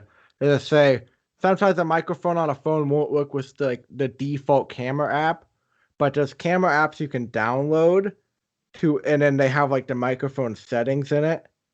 I have one. I just want to uh I can't find it right now. I'll send you the name of it. And if it's on Apple, because I have a microphone for my phone, and with this app, it gives you more camera options, including selecting like audio. all right, Open camera, it's called. So if the microphone doesn't work, then definitely just a pro tip. all right, yeah. Anyway, sorry, what were we saying? Shit, what were we talking about? Worst and best videos. And you're talking about your G4 video, and then you're talking about that you got a microphone. Oh, okay. So I'd say another bad video of mine was my top 5 game series. So like top 5 games on the OG Xbox, N64, Dreamcast, PS1. There you go. Yeah, like those videos were bad. Hey, can you hear me? Yeah. All right. Anyway, sorry. What were you saying? I'd say my top 5 videos were also bad because they were okay, but it's just like kind of like filler content. I like Yeah. I like making top 5 videos, but the videos themselves are bad. Well, what do you think's bad about them? I guess they're like I personally feel like it's kind of like filler content. Like when I first went back to YouTube, I just made a bunch of them. Top 5 PS1 games, top 5 Dreamcast games, top 5 N64 games. It was just like filler Yeah. content, and I just wanted to make like big, huge videos on video games. But that was just like filler. Yeah. I definitely like filler content. You get it out at the time, but definitely it's not as satisfying. Yeah. Well, what are some of your like? What's your favorite video of yours? My favorite, I would have to The say best my one. I would have to say my Game Boy Advance video and my recent one, underrated '90s cartoons. Yeah, I feel like that was definitely like the underrated '90s one. I feel like is probably your best one. Yeah, It like had like a lot of work into it and a lot of fun. yeah. What about you though? Well, worst videos. I think a lot of my worst ones, like again, I've almost every video before my computer broke because there's like a gap, and I feel like definitely a step up. And a lot of the videos, like they're not bad. I made like a lot of Halo videos that don't really fit the channel now, but back then they did. So some two of my worst videos are also pretty funny, which is why they're still up. 5 rules to follow in public bathrooms. I have this video up on my channel. It does not fit the channel at all, but the video is funny and it still stands. So, 5 rules to follow in public bathrooms. Video on Haytham Gruxton channel. Why is it there? Well, we may never know. Uh, all right, this one. I don't know if you've seen this video. It's one of my most popular videos. It has 465 views. Hentai Shooter 3D Christmas Party Review. Have you seen it? No. It's funny but bad. Okay. The video was meant to be stupid. I reviewed this shitty like 29-cent Steam game about some Doom ripoff game. It's like a hentai shooter. It was meant to be stupid. I made the review stupid. It's funny, but I also, as funny as it is, I do kind of hope it eventually gets buried by more popular videos and fades into the background. Well, I This is mean, yeah, unfortunately, though, I am going to check out the video after this podcast. I mean, it is funny. now now that you kind of mention it, I don't want to check it out. Yeah, you should, but check out the 5 rules to follow in public bathrooms one too. That one's pretty funny. Dumb but funny. There's been some unlisted Yeah. ones. I made a video on Fortnite where it was like kind of defending Fortnite because it gets too much hate. Like I opened the video with a fake Let's Play. I'm like, I'm Capri Sun Kid, and we crushed the competition. Like some fake Let's Player. That video was just like badly structured, so it's unlisted. Um, yeah, there's just videos I have little critiques here and there of videos from the past, editing and stuff. A lot of times the editing doesn't come out that great, like audio. Oh, wait a minute. I just thought of another bad video I have. Yeah. Now you can probably listen to this one. It was this podcast I did with 5 of my friends. I did watch like the first 2 minutes, but I'm gonna be honest. There was I meant to come back to it, but I didn't yet. Yeah, hold up. Let me find it specifically. Where is it? Where is it? Okay, here it is. The Lemon Cast with a few friends. Now this, oh man. Okay, so it was a few of us, and we had this chick. She was kind of a voice actor, right? Yeah. And oh man, this is real bad. But she would say hentai, I mean kinky, after every sentence or whatever, Yeah, right? I think I remember that. Yes, yes. And during the podcast, when one of my friends suggested, "Hey, we should do a kinky counter," and oh my fucking god, that video was bad. That video was fucking horrible. Everyone go check out Nostalgia's video with Oh 5. god. That video goes viral. Oh god, I hope I could see one of those friends or kind of like ex friends. I don't want to go into it, but one of them is a psychopath, and yeah, Well, I have ex-friends too for various reasons, but I also can relate when you get together with friends, cringy things happen, cringy jokes are made, cringy communication happens. yeah, man. Like we made a lot of outdated jokes. Like one of my okay, so shout out to my friend Hevie, but he makes a lot of puns. Yeah. And there's this other friend called JT Dog. Shout out to him. They would always do a Sands and Papyrus bit. It was fucking hilarious. Yeah. But Yeah, I can relate. I have a channel under my real name. My real name is not Haytham Gruxton, by the way, in case nobody knew. It's my stage name, but under my real name, my childhood channel is still up, and every few months I'll throw a random stupid video on it for no reason. One of them was on the news actually, so it's semi-successful. But I have a bunch of vlogs I made with my friends in my bedroom, like 20 of them, and they're all fucking unlisted. Dude, these fucking vlogs were so bad. Oh, they're so fucking cringy. Holy shit. Picture 3 guys in a bedroom making cringy vlogs and add extra cringe. Dude, some of the jokes I said, some of the words I used, I can't believe they were public. Jesus, like, those are some of my worst videos. yeah, man, I feel that. All right, best videos. I'll go into mine real quick. All right, let's see. Uh, hmm. Well, I feel like the Sneakles video might be my best video, like Oh yeah, entertainment wise. you put in a lot of work in that video. Oh yeah, definitely. Like outside filming, like the fight scene, I'd have my laptop on a chair, and then I'd like my webcam plugged in my laptop, like one of them, like outside webcams with the wire. So I'd be filming me, and then I would be using my phone too. Like took a long time to edit and piece together. Yeah, you put in a lot of work. I feel like that's probably my best video, entertainment wise, definitely. Yeah. My nostalgia equals blissful melancholy.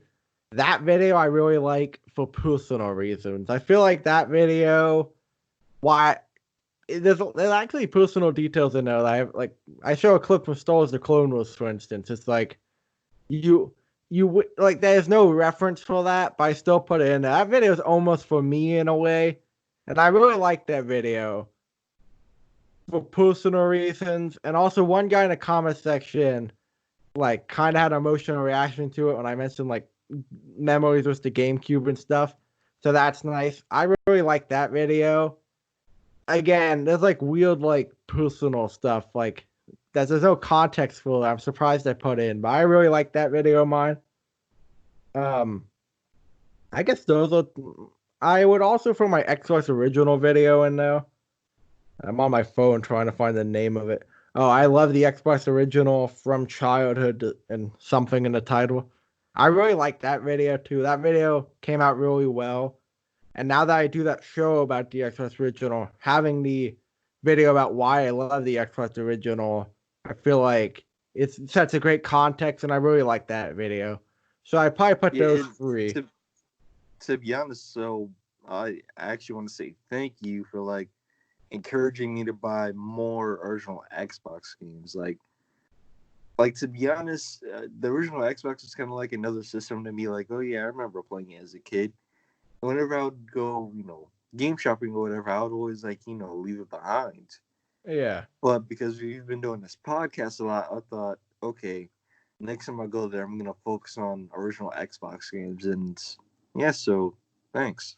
No problem. I'm glad I was able to spread the love of the Xbox original. And eventually I should be doing a one-on-one with this guy, uh, the Pirate Pimp, I believe. It was a channel about the Xbox original. We're supposed to do a big collab eventually on that, so look forward. All right. But we both have the habit of letting time get ahead, so the podcast will be coming out in 2052. Anyway, uh I guess we can I'll throw out one more topic and then we'll end on the our future plans. I'll throw out one more topic real quick. All right. I was picking one because I got a long list here. All right, fuck it. Let's just do. All right, the things that get us energized and motivated. The way it like, do you have any like video that you watch, music that you listen to, some an act that you do to get you in the mood to do like work? Whether it's like working on YouTube or what, like what do you do to get energized, motivated, and hyped up for something? Um, I would say either music or like or YouTube. So like music usually gets me going for whatever, either that's working out, going to work, going swimming, or whatever. Yeah, But motivation to make like videos or that or whatever, and again, I don't mean to get emotional, touching, whatever, but I'll say it's you and another YouTuber I know. me. Yeah, Nice. So I'm glad I am flattered to hear that. yeah. I mean, you put out great fucking videos, man, and I my videos are all right, I guess. I appreciate that my videos are able to connect with anybody, you know. Well, I mean, yeah, like you put a lot of work into yours, and I try to put a lot of work into mine. Yeah, and you can relate to me. We're both on that like that grind, that level of us like we both go through the same problem. I feel like of like you work hard on a video and then it might not get the same the amount of views you want. Like nothing's worse than uploading it, going to bed, waking up to check it, and nothing has happened. Yeah, man, I seriously want people to see my videos. Like, I've even started adding like hashtags and shit now, but nothing's really working. You Like, know, I have an idea for us too, but we'll have to talk about it when we're not recording. all right, We'll go into that later. Uh, anything else? no, not really. I What guess type of music? Anything specific? Like any song you return to? uh, I mostly just listen to like 80s and 90s hip hop. Like that's something I'm deep into. I actually want to make a video on modern hip hop versus old school hip hop, but I don't really think it fits in with my channel. Yeah, I mean that might be a topic for the podcast though, because like I'm not really an 80s or 90s rap and hip hop guy, but I do consume a lot of rap, a lot of underground rap and stuff. So in the future, we'll definitely have to do a rap topic or something. Yeah, I'm down to talk about rap. I mean, my favorite rap was modern day Eminem. Well, old Eminem, but so I get mine skews more modern day, like 2000s and onward, and some weird underground stuff. We'll definitely have to do a rap topic at some point. okay. This is I'm sorry to interrupt, but this is gonna be like kind of a mini topic. All right. I really don't like modern Eminem. Like the other day, I was listening to my name is, hey, my name is what? My name is Chicka Slim Shady. Da, da, da. Like Yeah. I I really do love 2000. I really do love early 2000s Eminem. He put a lot of creative energy and shit. Like he releases funny videos back then, but he also releases serious shit like Toy Soldiers and I forgot what it was, but it's just like Like him the and way I am and stuff. yeah, Way I Am. That's another good one. And there's this one I can't remember what it is. It's like Describe the it. the music video. It's him writing a paper to a rapper, and Oh, he's asking, Stan. yeah, yeah, Deal Slim, I wrote you, but you still ain't answered. Or whatever. yeah. See, he could release serious shit and funny shit. Yeah. Unfortunately, though, he's now more serious and funny. And I don't mind modern Eminem, but the thing the thing is he doesn't release any really good stuff. I can only think of really three good songs from modern Eminem, and that's Berserk and shit. I cannot think of the fucking name, but it's him and this other rapper. It has something to do with cars, and the video takes Oh, place in the Fast car. Lane. Yeah, yeah. So Berserk, Fast Lane, and shit. I can't think of the last one, but yeah, those are a few really good songs I like from modern day Eminem. But I'm missing the Slim Shady, making babies. I'm missing the funny stuff. Slim Shady, hotter than a set of twin babies. That song Yeah, was great. like Yeah, the thing is, like, I like modern day Eminem and old Eminem, but the difference between the two I understand, and I do understand people not liking modern Eminem. But yeah, this will be like a mini topic because I feel like I can sum this up perfectly. Because as a big Eminem fan and a guy who's listened to every one of his albums, old and new, like a bunch of times each, and continue to. It's like Eminem. I think the main issue now is his flow is more choppy, and even Eminem admits like after the drugs and everything, and just with now, old age, he can't now do the same flows. no, that's the thing. That's one thing I want to bring up. Recovery. Now I I like understand. recovery. Yeah, I like two songs from Recovery. I like uh shit. Don't give it to me. I know the song, and I know this one lyric.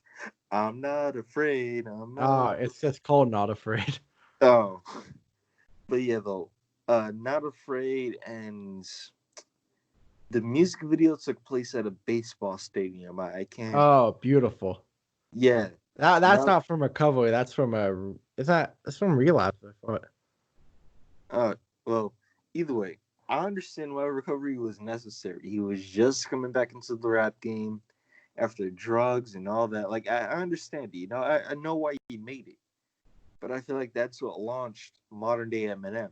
And I know most of the comedy stuff came from him doing drugs and stuff like that. So, Yeah, I understand it, but he should pick some more comedy stuff. yeah, I do agree, and I think like his flow has suffered too. Like it's a lot more choppy. Like I feel like lyrically, Eminem's lyrics are better than what old school Eminem. Like there's more double meaning and shit, but at the same time, it loses the meaning of the song kinda. And again, I still love modern day Eminem too, but there is a difference. Like he like now he has like he has very impressive like double meanings you can't even pick up on like in vitamin like one a day, vitamin one Like, a day, like weird things. okay, this is a deep one. When he says, "That's an awfully hot coffee pot," man. Hey, buddy, that freestyle is easy to joke on. However, I will. Hey, you there? Yeah, I was gonna say that freestyle is easy to joke on. However, I will say everyone focused on him calling Donald Trump orange, but they missed the actual cleverness of that line. He blended. He like um like that superhero who's the guy made of rock. Fantastic Fool. Oh yeah, racism is the only thing he's fantastic Fool because that's how he gets his rocks off. That rock guy, Fantastic Fool. People miss, and Oh, he's orange, rocks off. People miss the actual like cleverness of that line. They just focused on the orange, but there is like, again, that freestyle is definitely one of his weakest. But like, yeah, I'll just get into this real quick. Because again, I feel like I'm able to provide like, well, I can if you don't mind, real quick, I'll provide like the counterpoint. I feel like of the viewpoint of a modern day Eminem fan, if you want. yeah, go ahead.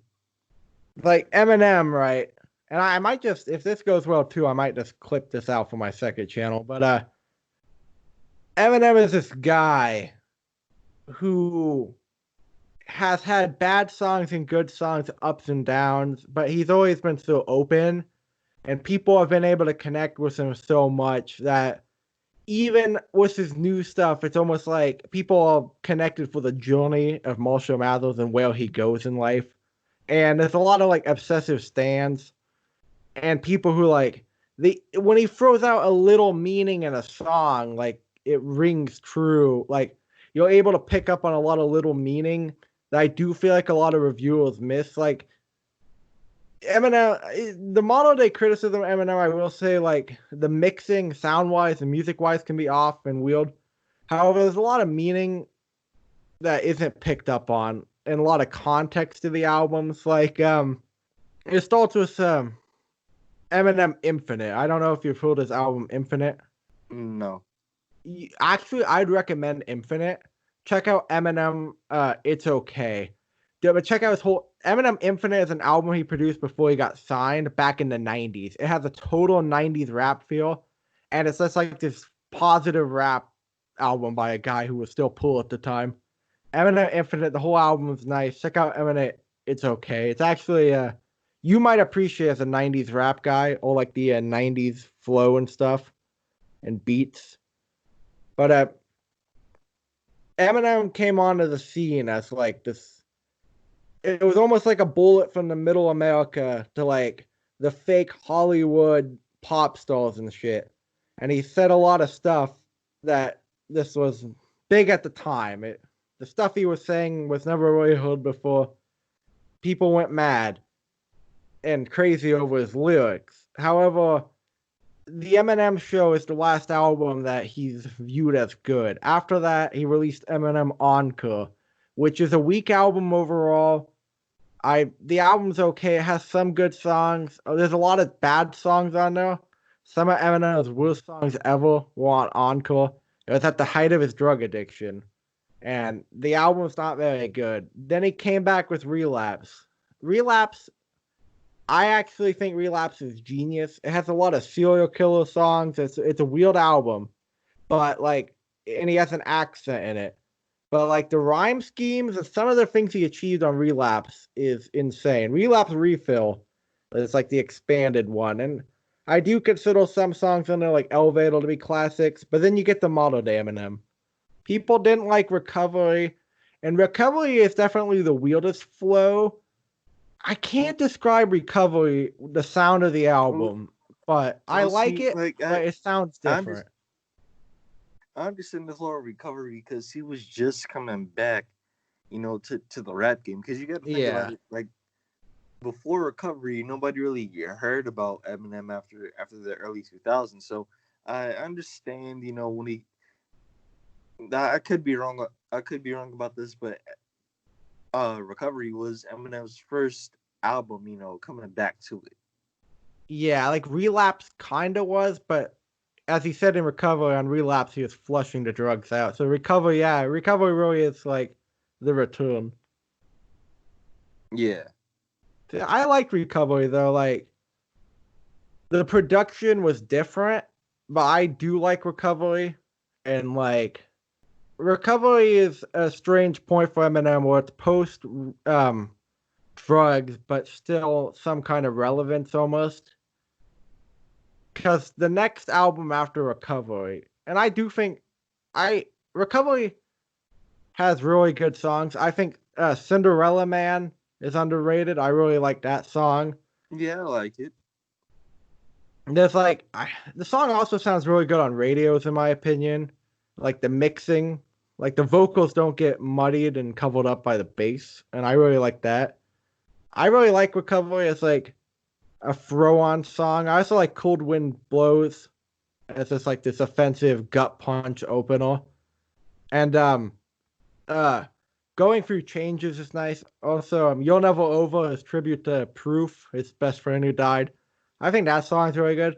I understand the criticism of Recovery, but I still like Recovery, even though I know people hate like the more like standout pop like songs and stuff, but I still like Recovery. And then you get to the Marshall Mathers LP2. The Marshall Mathers LP2 is a weird zone. It's almost like Eminem was isolated from hip hop. It was like it's Eminem LP2 doesn't get a lot of credit or love, and it was overlooked at the time. Nobody really talks about the album, but it has some of the most popular like some modern day songs like Rap God or like you said Bazook. And I really like Marshall Mathers LP2. I think it has a lot of tracks that nobody ever talks about. Wicked Ways is a song nobody talks about. I really like the flow. MLP2 has some great rhyme zones. It has a sequel to Stan, um, about Stan's little brother getting revenge.